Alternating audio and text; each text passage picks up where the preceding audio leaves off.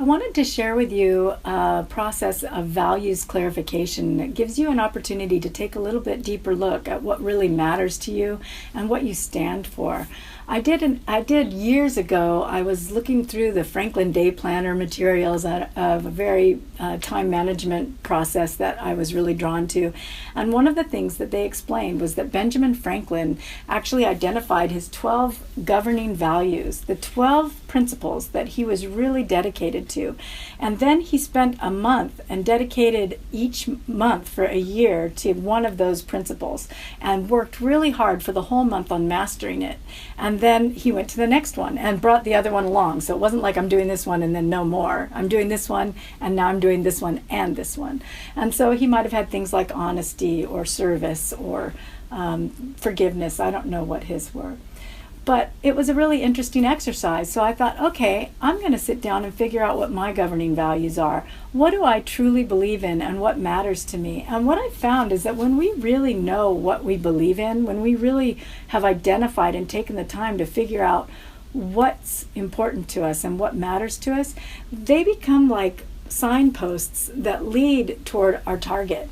Because, for instance, if I had a goal of making money, but I also had a value of being honest or being a hard worker or being in service to others, that would help set up the guideposts that lead me to this direction, when in fact there may be other pathways to making a lot of money. I could sell drugs, I could be a prostitute, I could rob people. I mean, there's a lot of other things one can do to make money, but they don't fall within the guideposts of my value system.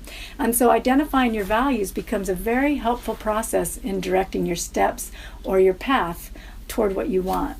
So I sat down and diligently started writing down what I thought my values were. And what was interesting about this is they tell you to identify them and then define them and prioritize them. And you want to define them because what love means to me may be very different than what love means to you.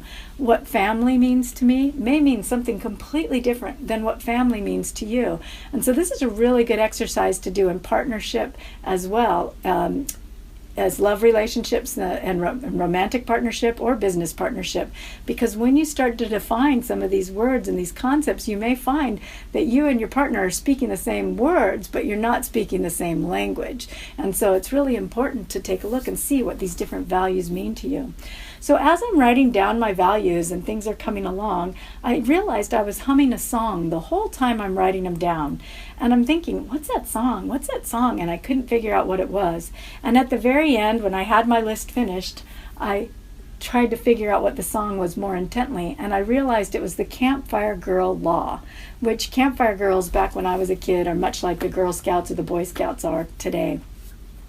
And I started thinking about it, and the words of the song were worship God, give service, and knowledge pursue, be trustworthy ever in all that you do, hold fast unto health and your work glorify, and you will be happy in the law of campfire. And I thought, oh wow, that's a list of values. And then I looked at my paper, and I had the exact same values down on my paper. Now, on one hand, I thought that was that's pretty cool that song popped in my head and that's what I wrote down. But taking another look at it, it kind of concerned me. I suddenly looked at this list of values that I wrote down on the paper and had to ask myself, are these really mine? Or was I just infused with this message through this song I learned as a child? And these aren't even mine. I'm just reciting or regurgitating somebody else's values.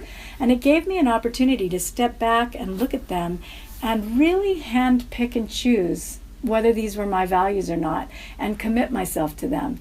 And happily for me, my parents chose an organization that had values that were pretty cool. And so when I went back and looked at them, worship God, yes, I love that. Seek beauty, give service, pursue knowledge, all of the things on the list I could put my heart behind consciously and with choice, authentically, rather than just by brainwashing. So I invite you to do this exercise as well. Really stop and sit down. Think about, what are your values? What do you stand for? What's important to you? Or what do you stand up for? What are your guiding principles? And then take another look at them after you've just brainstormed them all, and take another look and say, is this really mine? Does this really matter to me? Do I really believe in this? Or is this just something I was fed from my parents or my school or my church or my community? The reason it's important is because once you choose it, then it's really yours. And once you've consciously chosen it and it's really yours, you're far more likely to act in alignment with that. And I invite you to do the same thing with your code of ethics. A code of ethics is the rules we live by. And we often don't even think about the rules we live by. We just live by them. But if you take a moment and write down what are the rules you live by, and just notice, do things like children are to be seen and not heard pop up? Do you really believe that? Or was that something said to you? Honesty is the best policy? Really? All the time? No matter what your honesty is? Check and see, do you believe that? Just take a note of what your rules are and then see which ones you actually are committed to living in alignment with, which ones you break all the time. Are you breaking them because you don't believe in them? They're not really yours? Or do you need to do some work on getting in alignment with those rules because they are really yours and you're living out of integrity? It's an excellent exercise for helping to guide you along your path toward what you want to create and living a harmonious, joyful life with yourself, first and foremost, in integrity and in self-mastery, with your values, your personal code of ethics, and with other people as well.